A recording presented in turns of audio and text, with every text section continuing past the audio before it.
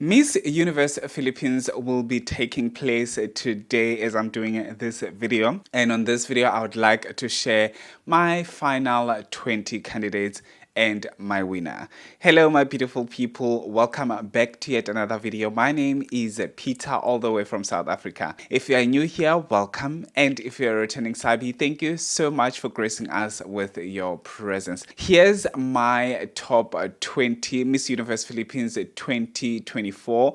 These candidates will be representing the Philippines in the international pageants, rather. Why am I forgetting my words? They will be representing the Philippines in the upcoming pageant, international pageantry, and most importantly, one of them will be representing the Philippines at the Miss Universe in Mexico later this year. So without wasting any more time, let's get into this video. So as I said, I've got 20 candidates. I'm gonna count all of them from 20 until 11. I'm not gonna say anything. I'm just gonna give you their respective regions or provinces or cities, and then when I start my top 10, top 5 and the winner, I'm just gonna give you just a bit of why do I think they should be in that top 10, top 5 or top 3 or something like that.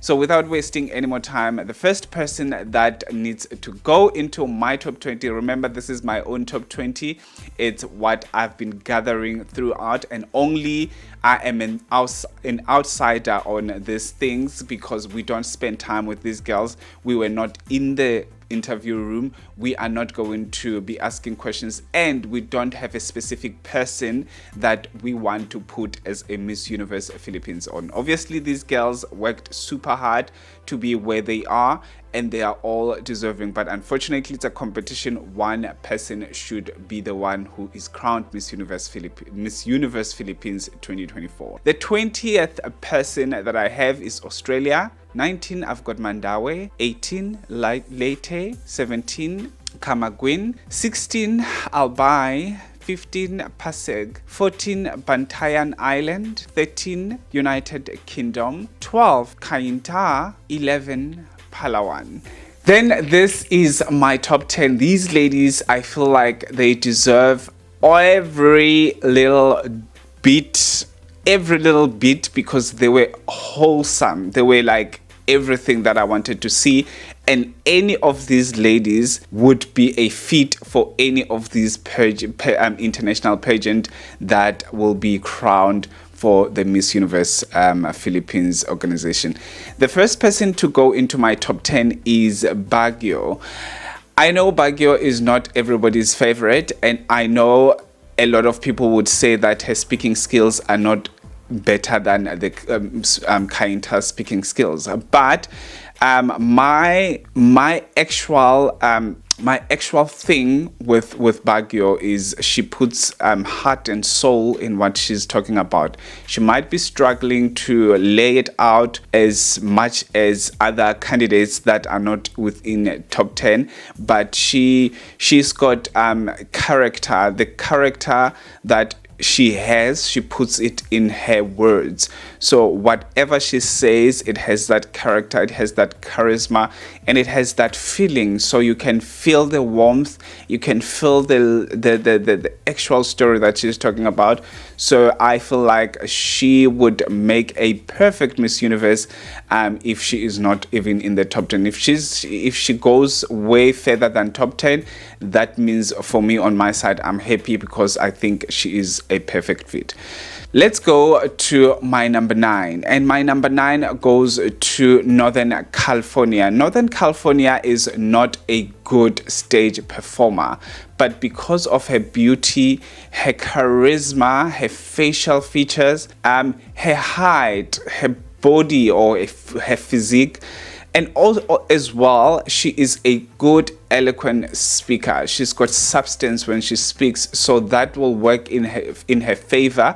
As you all know that not only you should be beautiful on stage and all of those things, you should be able to be a leader that is able to use their words. And Northern California is the epitome of Miss Universe, the current Miss Universe, or the current pageant climate. You have to be able to speak as much as you are able to walk there, because you are not a model here, you are a spokesperson for an organization. So Northern California, I have no doubt that she would make top 10. My number 8 goes to Cebu. Cebu is one of those ladies that are she might be a spoiler in the top 5 actually. She is very good on stage. She is very good with her words, and she's got that charisma that a leader should have. A leader should be able to approach every little question that comes to them with grace. That's what she's giving me. She's got that grace, she's got that maturity, and we want to see ladies that are depicting, or they are showcasing that maturity, and also using enough words that are very simple for people to understand. That's what Cebu is giving me. Then let's go to number 7. This lady just surprised me. As much as her advocacy just went deep into my heart, I was so surprised when I saw her on stage during the prelims. It is Hawaii. Oh my gosh, Hawaii is so warm. She looks so sweet. She looks like she knows what she's doing. The maturity is out of this world from that woman. Her body and her styling, it will propel her to be even in the top 5. I would like to see her actually in the top 5. I wish that she makes it to top 5, because her story needs to be heard. Let's go to my number 6, and this lady is gonna be controversial, but we are going to talk about it. My number 6 goes to Iloilo City. Iloilo City, we cannot deny her impact. We cannot deny her speaking skills. We cannot deny her exotic beauty and also her beautiful physique. We cannot deny that one. But I don't feel like, for me, on my side, I don't feel like she is ready to represent the Philippines. I feel like I struggle with her maturity somehow. I struggle with her stage performance, and also I do not know her out of her color struggles or skin struggles and her own struggles. I don't know her about advocating for other things that are outside than the racial issue that she faced when she was growing up and all of those things. So I feel like she is not versatile enough for me to put her in the top 5. But she might be a spoiler. Obviously, she might go as far as winning the crown, because she does have that thing that most of the times the Miss Universe needs a transformational leader. She's got a very different beauty. She's a very different person. She's very unique. So she might go as far as winning the crown. But on my side, according to my observation, I don't think she is ready to actually take the Miss Universe crown. And I don't want her to go anywhere else than Miss Universe. That's what I think. I don't want her anywhere else. I want her to represent the Philippines at the Miss Universe, but not now. I feel like she must come back when she's ready, because all the gimmick on stage just turns me off, and I just don't want to see that happening at the Latinas land. You know, the Latinas are good at what they do, so I don't want to see something like that happening there. Okay, let's go to my number 4. Rather, let's go to my number 5. This is the top 5. My number 5 goes to Zambales. Zambales is a fair speaker, but she is a very good performer. So I don't want to see Miss Universe Philippines letting go of such, because if they would send Zambales to supranational, I think they will get their second crown.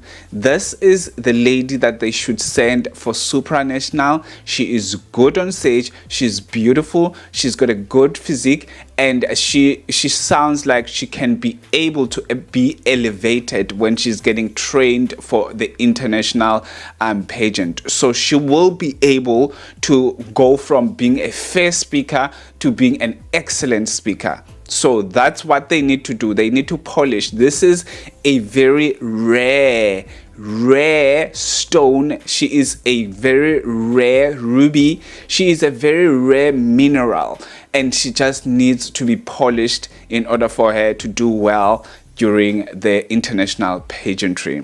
My number 4 goes to Bula Khan. Bula Khan is one of the ladies that just came from nowhere because she was not on my radar. She was not on my radar at the beginning. I loved her so much, but because of her styling, I felt like she's falling off. But she came back and said to me, "You are wrong. You are wrong because I'm here to fight." And she is a fighting. Not only on stage, she is an eloquent speaker. She is a substantial speaker. She's got substance when she speaks. She speaks like a leader. So you cannot deny her. You cannot deny her a placement. And I would like to see her doing very well internationally. She can do anything. She can be at Miss Universe. She can be at Supra. She can be in any of these crowns that will be given away in few hours time. So she is so versatile like that. When she speaks, the versatility in her speaking, she's not niched in one thing. So you can pose any question to her, she would be able to go through that question and just tear it apart. My number 3, who is the lady that I wish she wins Miss Universe. This is number 1 person that I wish to win Miss Universe. But observing everything that is going on, I feel like she deserves number 3 at the moment. My number 3 goes to Tagig. Tagig, as you all know, that there's nothing more we can say. There's nothing less we can say. Tagig is good at speaking. She's a very actually, she's the classiest candidate this year. No one is as classy as Tagig. She's very classy. She's very matured. She's very good in speaking. Everything is just out of this world when you're talking about Tagig. I'm not gonna lie about that one. She's very good at what she does. So I wish she could win. If the universe aligns, everything aligns, the wishes come through, she needs to represent the Philippines at the Miss Universe this year. She needs to wear that crown because that is the lady of the moment. My number 2 goes to Bacoor. My gosh, Bacoor during prelims was impeccable. She was nothing but the best. I loved her dress. It was out of the box. Loved it. Out of the box. A lot of people don't like it. They say it's messy and all of those things. For me, on my side, I loved that dress. I love the fact that she took a risk. I love a queen that can take a risk, and that's what she did. And we cannot even go to her speaking skills because she is blowing everyone off. She is blowing everyone off when it comes to speaking, and she might also be that queen that would take Miss Universe crown. I wouldn't be angry. You know, actually my top 3 right now, let me say my top 5, I wouldn't be angry if any of them takes the crown of Miss Universe Philippines. My number 1 goes to none other than Quezon Province. This lady has been so consistent throughout the competition, and I could see all the growth that happened during this time. She grew from walking so heavily to toning it down and to walking a bit classier, and I expect her to be more classy when it comes to the finals. And she solidified herself as a front runner, and she is that perfect fit for Miss Universe. And I wouldn't be surprised if she represent the Philippines to at the Miss Universe at the Miss Universe stage rather. I wouldn't also be surprised if she would go to Supra because she is just good to me. She is good for any of these pageants or any of these crowns. She can be a good fit. But the only crowns that I would like to see her is between the Supra and Miss Universe. That's all, nothing else. But she is very versatile. I don't want her to be downgraded from being this lady who was a runner-up at an international pageant to just a pageant that is not really that much of a thing, right? Anyway, thank you so much for watching till this far. So I cannot wait to watch with you guys. I might go live during the competition. I don't know. I will just see if I charge my phone and all of those. I charge my camera in order for me to actually watch the show with you guys. Actually, please do subscribe and make sure that you hit your notification bell. Today it is going to be a busy day. Miss South Africa is revealing the top 30 at 5, and at 2 obviously I am watching Miss Universe Philippines. I cannot wait. Please do subscribe. Make sure you like this video. I'll see you on my next upload. Have a fantastic one. Peace out.